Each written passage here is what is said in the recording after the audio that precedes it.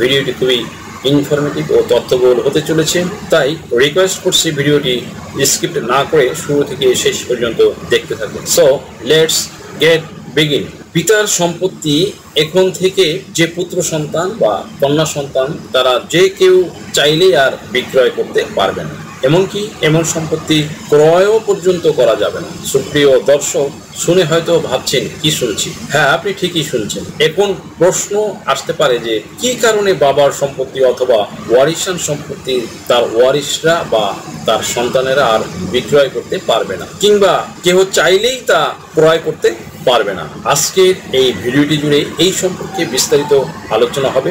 Basically আমরা সকলেই জানি যে বর্তমানে যে অন্তর্বর্তীকালীন সরকার গঠিত হয়েছে, আর অন্তর্বর্তীকালীন সরকারের মাননীয় প্রধান উপদেষ্টা ডক্টর মোহাম্মদ ইউনূসের নেতৃত্বে ভূমি মন্ত্রণালয়ের দায়িত্ব থেকে তিনি ভূমি মন্ত্রণালয়ের উপদেষ্টা হিসেবে দায়িত্ব দিয়েছেন এফ হাসান আরিফ সাহেবকে, এবং ভূমি মন্ত্রণালয়ের কোনো ধরনের দুর্নীতি, অনিয়ম ও অস্বচ্ছতা আর কোনোভাবেই তিনি বরদাস্ত করবেন না, এবং এই ব্যাপারে প্রশ্রয়ও দেওয়া হচ্ছে না। এবং যদি কোথাও কোনো ধরনের দুর্নীতির কথা শোনা যায়, যদিও জুলাই বিপ্লবের পর থেকেই দুর্নীতি কমে এসেছে, তথাপিও কোথাও নতুন করে দুর্নীতির ব্যাধি উদ্ভব হয়, তাহলে সেখানে কঠোর থেকে কঠোরতর ব্যবস্থা নিয়ে তা দমন করা হচ্ছে। মূলত ভূমি সংক্রান্ত এই সেক্টরটিতে কোনো ব্যক্তি যেন আর অবৈধভাবে ব্যবহার ও জবরদখল করতে না পারে, কোনো ভূমিদস্যু যেন তার নিজের ইচ্ছা মতো, নিজের স্বাধীনতা অনুযায়ী বা নিজের খেয়াল খুশি অনুযায়ী পেশি শক্তি ব্যবহার করে প্রভাব খাটিয়ে অন্য কোনো ব্যক্তিকে যেন প্রভাবিত করতে না পারে। শুধু তাই নয়, যদি কোনো একজন ব্যক্তি তিনি সঠিকভাবে জমির মালিকানা লাভ করতে চায়, তাকে যেন কোনোভাবে প্রতারিত করতে না পারে বা তাকে যেন কোনোভাবে ডিসপ্যারেট হতে না হয়। যার কারণে আসলে ভূমি সেক্টরে এই আইন প্রচলন করা হয়েছে, এবং এখন থেকে কোনো ব্যক্তি চাইলেই একটি কারণে পিতার দিক থেকে পাওয়া সম্পত্তি বা ওয়ারিশ সূত্রে প্রাপ্ত সম্পত্তি বিক্রয় করতে পারবে না, এমনকি ক্রয়ও করতে পারবে না। যদি কোনো ব্যক্তি গোপন যোগসাজশের মাধ্যমে, মিসআন্ডারস্ট্যান্ডিং এর মাধ্যমে আতাত করে পৈতৃক ওয়ারিশ সূত্রে পাওয়া সম্পত্তি লাভ করেছেন এবং এই টাইপের ব্যক্তির কাছ থেকে ওই জমি ক্রয় করে থাকে, সেই ক্ষেত্রে ওই ব্যক্তিকেও জমি হারাতে হবে এবং ওই ব্যক্তিকেও ঠকতে হবে। এমনকি শুধু ঠকতেই হবে না, উনি যদি বর্তমানে কোনোভাবে প্রভাব খাটিয়ে বা ক্ষমতা দেখিয়ে যদি এই জমি দখলও করে থাকে, তাহলে হয়তো উনি সাময়িকের জন্য সেটা হয়তো তিনি করতে পারবে, বাট পার্মানেন্টলি সলিউশন এটা নয় যে তিনি চিরস্থায়ীভাবে ওই জমির মালিকানা লাভ করতে পারবেন। তাকে জমি ছেড়ে দিতে হবে নিঃসন্দেহে, 100% surety. Not only that, but also ওই ব্যক্তির বর্তমানে তার জীবদ্দশায় এবং তৎপরবর্তী কিছুদিনের ভিতরে ওই সম্পত্তি তাকে হ্যান্ড ওভার করে দিতে হবে। তাহলে আমরা বুঝতে পারলাম যে কোনোভাবেই আমরা চাইবো না যে এমন কোনো প্রবলেম ক্রিয়েট হোক যে জমি সংক্রান্ত যে বিষয়গুলো আছে এখানে ক্রেতা ও বিক্রেতা উভয়ের ভিতরেই সমস্যা তৈরি হোক, যার কারণে মূলত এই নিয়মটি চালু হয়েছে। এবং এই নিয়মটি চালু করার ফলে শুধুমাত্র পৈতৃক দিক থেকে পাওয়া সম্পত্তি বা পিতার দিক থেকে পাওয়া সম্পত্তি কোনো ব্যক্তি বিক্রয় করতে পারবে, আবার ক্রয়ও করতে পারবে। সুপ্রিয় দর্শক মণ্ডলী, এখন কথা হচ্ছে এই পারপাস যে নিয়মটি চালু করা হয়েছে, এখন আমি সেই নিয়ম সম্পর্কে আপনাদের সামনে ডিসক্রাইব করব। বেসিক্যালি আমরা জানি যে নামজারি বলতে কি বোঝায়, তারপরও শর্টলি ব্রিফিং করলে নামজারি হচ্ছে জমির পুরাতন যে মালিক থাকে, জমির পুরাতন মালিকের নাম পরিবর্তন করে বা জমির সাবেক মালিক তাদের নাম পরিবর্তন করে সরকারের একটি নিজস্ব রেকর্ড বই আছে, ওই রেকর্ড বুকে নতুন মালিক হিসেবে সেখানে বর্তমান মালিকের নাম অন্তর্ভুক্ত করার যে প্রক্রিয়া, বেসিক্যালি এই সম্পূর্ণ প্রক্রিয়াটিকেই নামজারি বা খারিজ বলা হয়ে থাকে। আবার কোনো কোনো সময় নামপত্তনও বলা হয়। এই নামপত্তন বলতেও কিন্তু সেই মিউটেশনকেই বোঝায়। নামপত্তন বলতে পূর্বে যে ব্যক্তির নাম ছিল তার ওয়ারিশ সূত্রে বা তাহারই ধারাবাহিকতায় সেই ব্যক্তির অবর্তমানে এখন তার সম্পত্তি তার ওয়ারিশদের নামে চলে যাবে বা ওয়ারিশের নাম সেখানে অন্তর্ভুক্ত হবে বা তার পুত্র ও কন্যারা সম্পত্তি পাবে। এভাবে যখন পিতার জায়গায় বা পূর্বের ওয়ারিশের জায়গায় বর্তমান ওয়ারিশের নাম অন্তর্ভুক্ত হবে, এটাকেও মূলত নামপত্তন বলা হয়ে থাকে।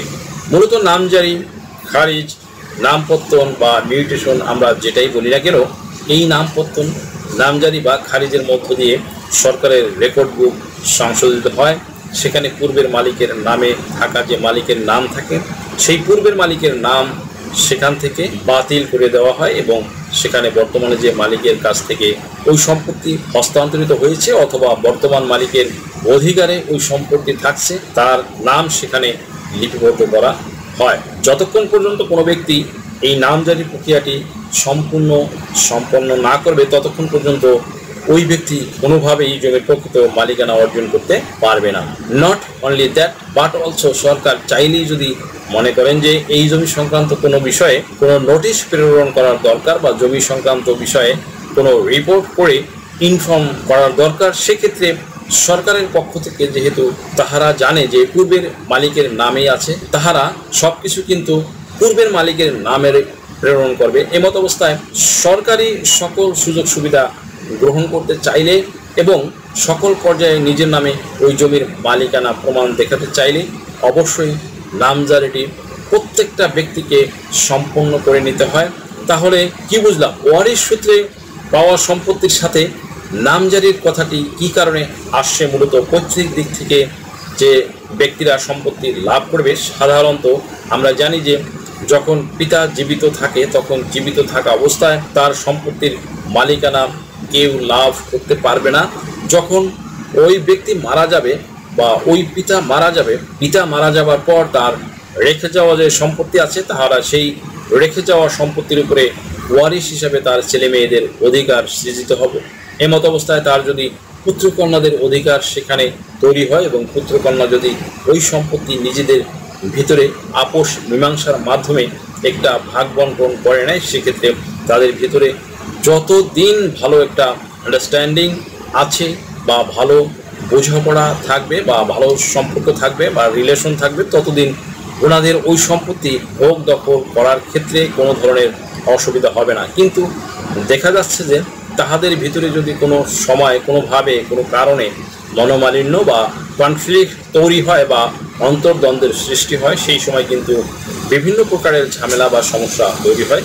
কেননা পিতার রেখে যাওয়া যে সম্পত্তি, সেই সম্পত্তির প্রত্যেকটা ইঞ্চিতে প্রত্যেকটা ওয়ারিশেরই অংশ থাকে রেশিও অনুযায়ী, যার কারণে একজন ওয়ারিশ যদি মনে করে যে উনি ইচ্ছামতো বা বেশি ভ্যালুয়েবল জায়গা বা রাস্তার পাশে যে জমিটি আছে সেই জমির বা সব থেকে বেশি মূল্যমানের জমি উনি একাই ভোগ করবে বা উনি একাই দখল করবে, আর অন্য ভাই বোনদের সব থেকে নিম্নমানের মূল্যমানের জমি বা যাতায়াতের অসুবিধা আছে বা ভালো ফসল হয় না এমন অনুর্বর জমি বা ব্যাকওয়ার্ড প্লেসের যে জমি রয়েছে, এই জমি তাদেরকে প্রদান করবে। এক্ষেত্রে কোনোভাবেই আপোষ মীমাংসার ভিত্তিতে যদি ভাইয়েরা বা বর্তমান অবস্থায় যদি ভাই বোনেরা এখন বোঝাপড়ার মাধ্যমে যদি এটা মেনেও নেয়, তথাপিও পরবর্তীতে এমন একটা সময় হয়তো আসবে যে সময় ওই ভাই বোনরা মারা যাওয়ার পর তাদের আবার ওয়ারিশ হিসেবে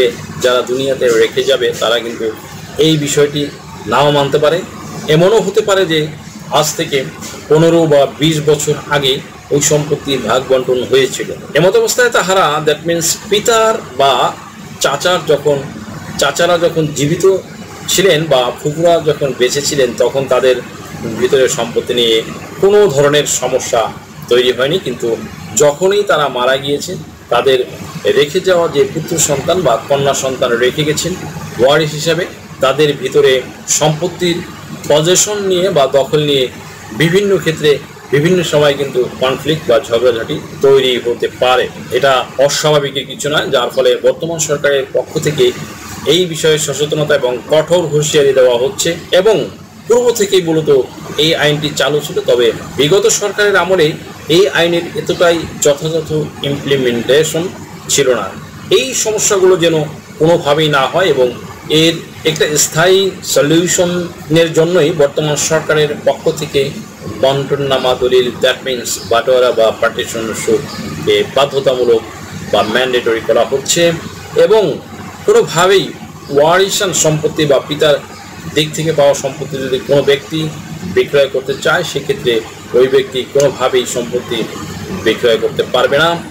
এই বন্টননামা ছাড়া প্রত্যেক দিক থেকে পাওয়া সম্পত্তির সঠিক কোনো অবস্থান কোনো ওয়ারিশের ভিতরে কিন্তু তৈরি হয় না, যার কারণে সঠিক একটি অবস্থান তৈরি করার জন্য অবশ্যই প্রত্যেকটা ওয়ারিশের ভিতরে আগে বোঝাপড়া করে কে কোন জায়গা দিয়ে কোন সম্পত্তি কতটুকু ভোগ করবে সেই ব্যাপারে নিজেদের ভিতরে একটা রেশিও করে বা নিজেদের ভিতরে একটা আপোষ মীমাংসার মাধ্যমে একটি বন্টননামা দলিল অবশ্যই তৈরি করে নিতে হবে।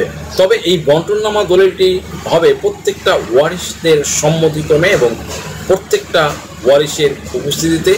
প্রত্যেকটা ওয়ারিশ সেখানে তার স্বাক্ষর প্রদান করবে।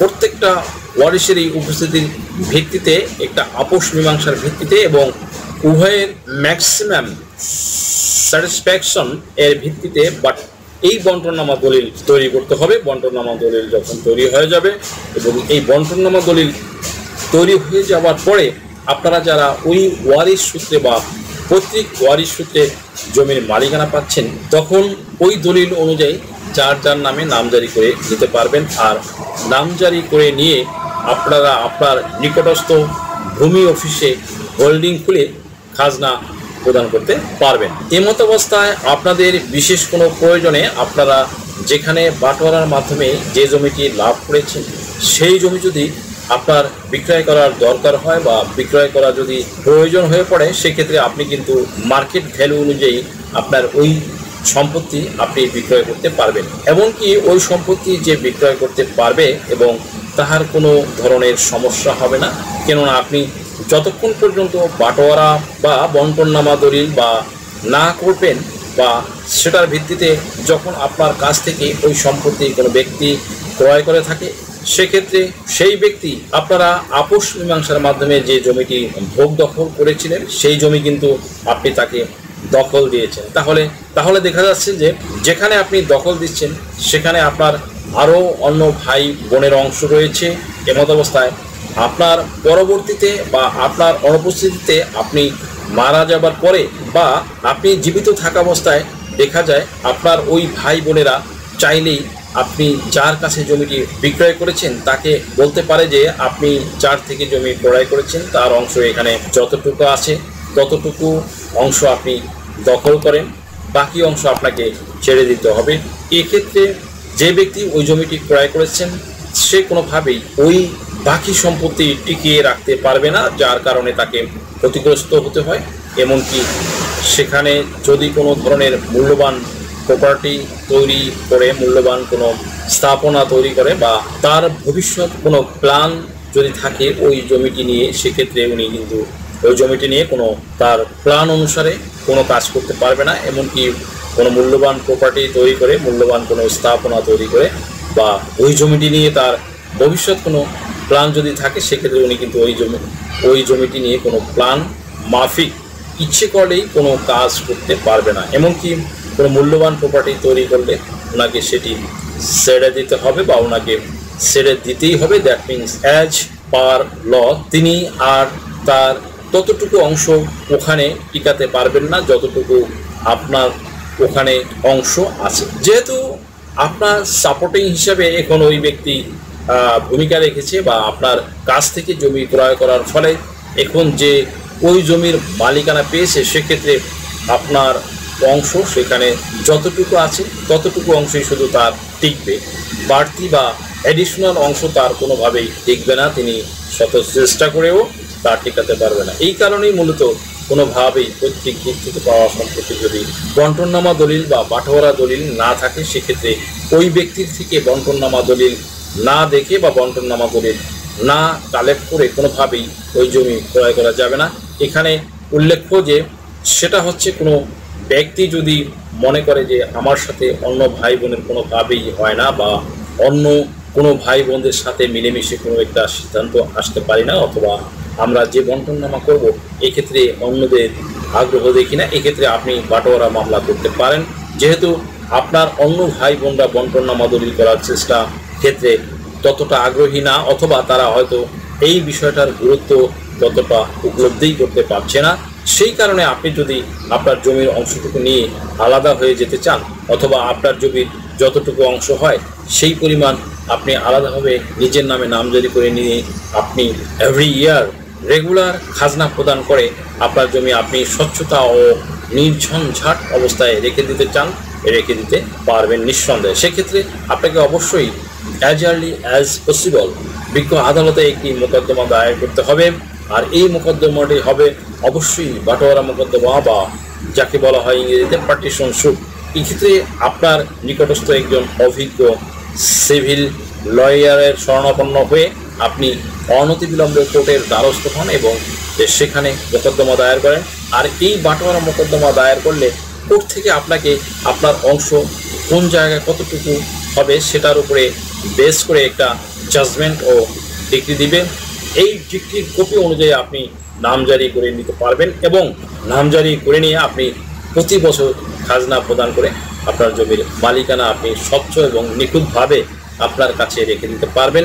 এমনকি এক্ষেত্রে পরবর্তীতে আপনার এলাকায় যখন রেকর্ড আসবে সেই সময় আপনার এই রায়ের কপি অনুযায়ী আপনি যে নামজারি করেছেন এই নামজারির উপরে বেস করে আপনি পরবর্তী রেকর্ডে আপনার অংশ যেখানে যতটুকু কোর্ট থেকে বন্টন করে দেওয়া হয়েছে সেই অনুযায়ী আপনি নিজের নামে রেকর্ডভুক্ত করে নিতে পারবেন। এমনকি পরবর্তীতে রেকর্ডের সময় অন্য কোনো ওয়ারিশ আসলেও আপনার কাছ থেকে আপনার পাওয়া সম্পত্তি বা আপনার দখলকৃত সম্পত্তি আর অবৈধভাবে বা জোরপূর্বক বের করে নিতে পারবে না। বিকজ অফ যেহেতু এটা আপনার কোর্ট থেকে রায়ও বিক্রি হয়েছে, সেই কারণে এটা আপনার আইনগত ভিত্তি তৈরি হয়ে গেছে এবং সরকার কর্তৃক প্রদত্ত একটি পাওয়ার আপনার জমির সাথে সংযুক্ত হয়ে গিয়েছে। তাহলে ভিউয়ার্স, আশা করি বুঝতে পেরেছেন যে আপনার জমির মালিকানা সঠিকভাবে এবং নিট অ্যান্ড ক্লিনভাবে সংরক্ষণ রাখতে চাইলে বা করতে চাইলে অবশ্যই আপনি যদি পৈতৃক দিক থেকে সম্পত্তি পেয়ে থাকেন তাহলে একটা বাটোয়ারা দলিল অবশ্যই আপনার প্রয়োজন হবে। আর বাটোয়ারা দলিলের উপরে ভিত্তি করে আপনার নামে নামজারি করে নিতে হবে। আর এই নামজারিকৃত সম্পত্তিতে আপনি প্রতি বছর যদি খাজনা প্রদান করেন, আপনার সম্পত্তি যদি আপডেট রেখে দিতে পারেন, তাহলে আপনার সম্পত্তি দিয়ে কোনো ধরনের চিন্তা ভাবনা আপনার যেমন করতে হবে না, আপনার পরবর্তী ওয়ারিশদেরও টেনশন করতে হবে না। আপনি লং রেঞ্জ বেনিফিশিয়ারি হবেন এবং এক্ষেত্রে এরকম কোনো ব্যক্তির থেকে যদি কোনো ব্যক্তির সম্পত্তি ক্রয় করে, তিনি নিশ্চিতভাবে এই জমি ক্রয় বিক্রয় করেও তিনিও 100% নিশ্চয়তার সাথে এই সম্পত্তি ক্রয় করতে পারবেন।